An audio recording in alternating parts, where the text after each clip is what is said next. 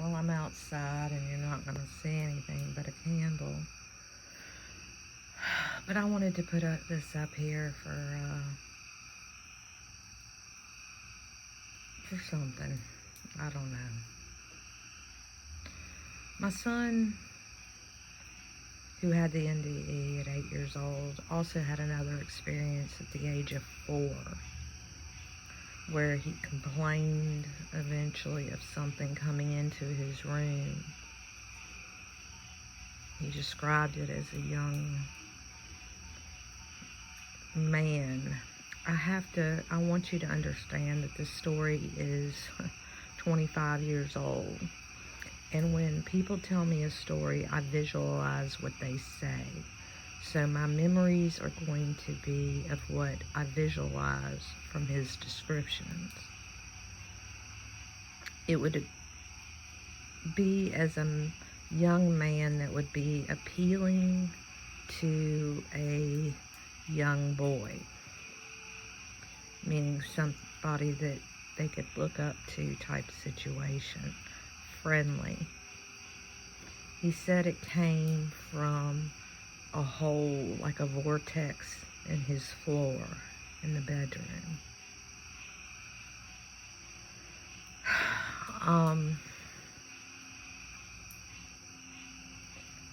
I thought he was dreaming, having nightmares, etc. But apparently this had been going on for a while and it was fun. He didn't tell me until it got scary and he wanted it to stop. He described flying with this being. He described going to what we would imagine as hell, where there were creatures in cages and he could hear screaming. The flying part was fine. It's when he went to wherever this place was, the darker place. I was assuming it was through the vortex in the hole in the floor, but that's an assumption. And what he was describing is what we would think of as hell. But he didn't say that at 4.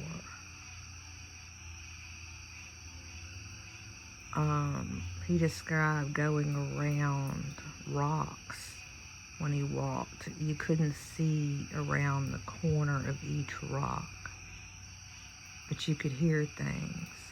And he saw things in cages that were like monsters. When he would make a corner, I guess, he would see something. I'm not sure exactly.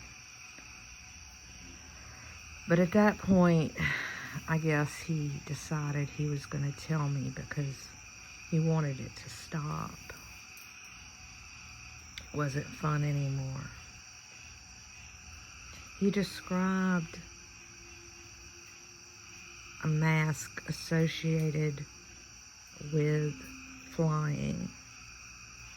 And this mask, but he says it's not really a mask, and I don't know quite how to describe this.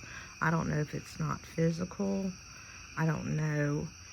It's like you put it on and you can fly. I'm not so sure. I'll try to get more details from him again.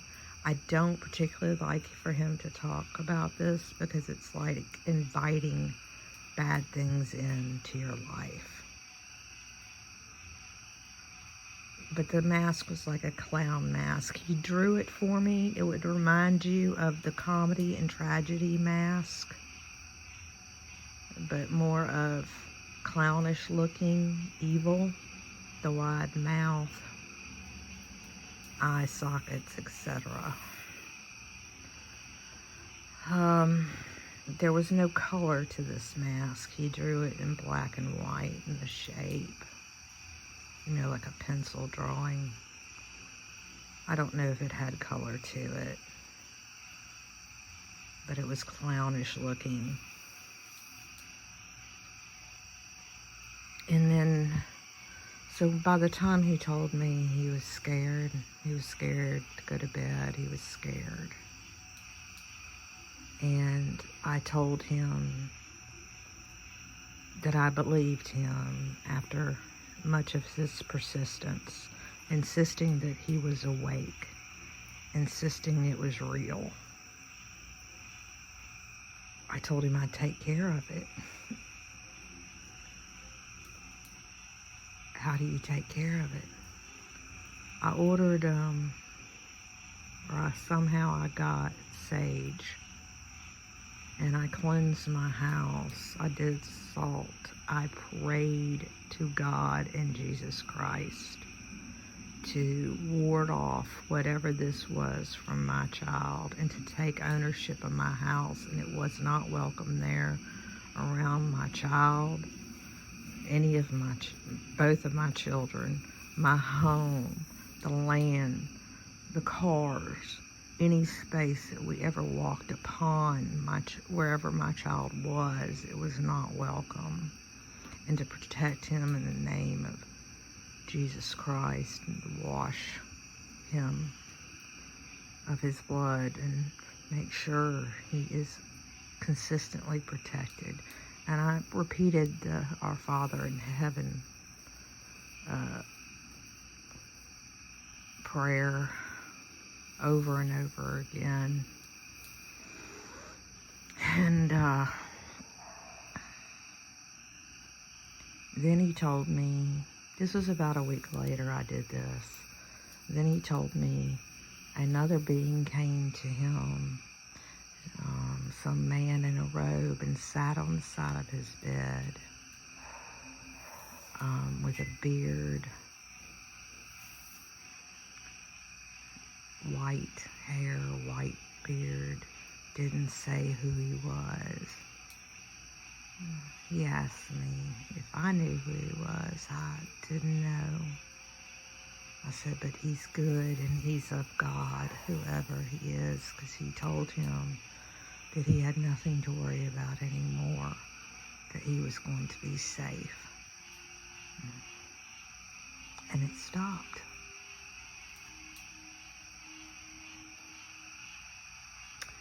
Recently, I found, doing research on the little season, which is,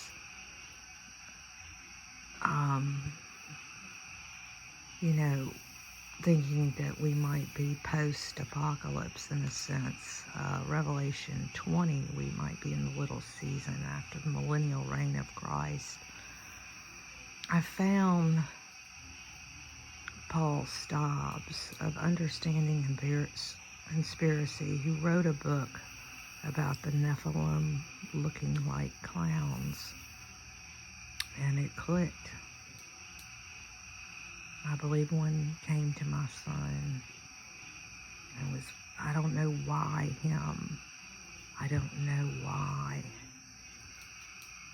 But it's scary to think that they would come to children and their parents that don't believe this and who aren't Christians or people of faith and would not do something to be able to protect their children. I thought children were off limits, but I guess not. But the idea of the clown, the mask-looking thing that looked like a clown, I don't know if it was connected to this being only during certain portions of when they were together, like the flying part, or if it was a permanent fixture on his face, but I didn't get that impression. Or my son, I believe, mentioned putting it on himself to fly, to have to be a part of it, to be a part of it. I don't know. I don't know, but I do have it clicked of what this being was when I heard about, I watched one of his podcasts.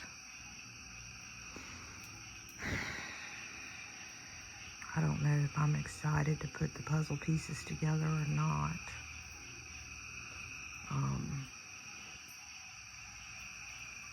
it's not really a puzzle piece I was looking for or thought I'd ever have a possible answer to. But that seems to be. And then 4 years later, he was nearly killed in a car accident and had a near-death experience.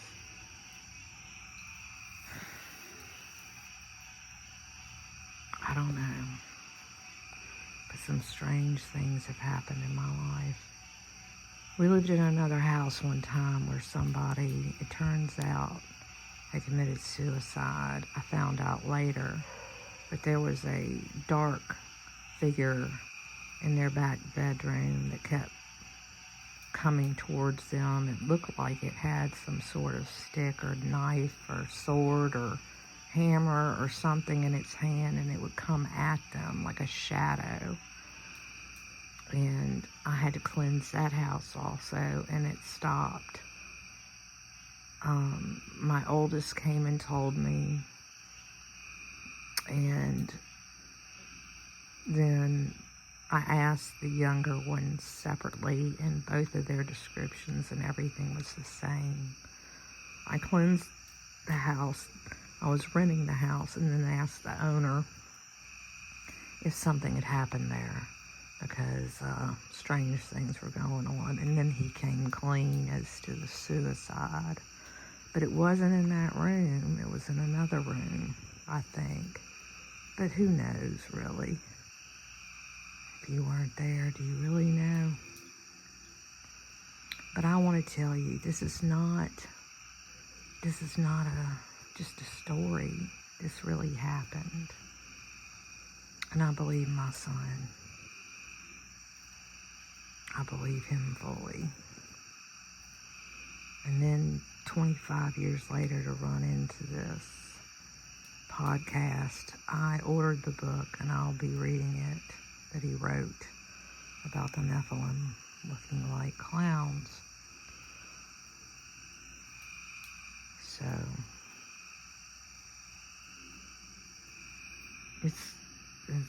there's been so many things that have happened in my life that are just like little pebbles along the way you pick up and you put the pieces together. And maybe one day I'll get a full picture. I don't know. But I feel it's critical to have knowledge and to know of these things that we're not taught of. I feel like it's essential to have the knowledge, because, I mean, even he said we'll be destroyed for our lack of knowledge. And I think we've been purposely kept ignorant to a lot of these things, and led along with the same old stories from the Bible over and over again, 52 weeks a year, instead of really delving into all of it. I never knew about the little season. Nobody ever mentioned it. Of course, I wasn't a churchgoer, but I am a philosophy minor, one class short of a major, and all the studying we did in the Bible, we did a lot in that. None of it was never mentioned. Hell, they might not have even been taught about it. Anyway, I just wanted to share that. And I'll be doing more research into it. And continue walking the path and trying to figure things out. And I don't know if I ever will, but I'm driven. I've always been driven. I can't help myself. But I hope all of you are doing well. I hope you're hanging in there. Hang on to your faith. Hang on to that, because that is going to sustain you like it has me through a lot of things. More than anything else. And believe in yourself. Believe in that gut feeling that just comes out of nowhere that tells you that it's wrong or it's right. Despite what the world says. trust in yourself. Love to you all. Bye for now.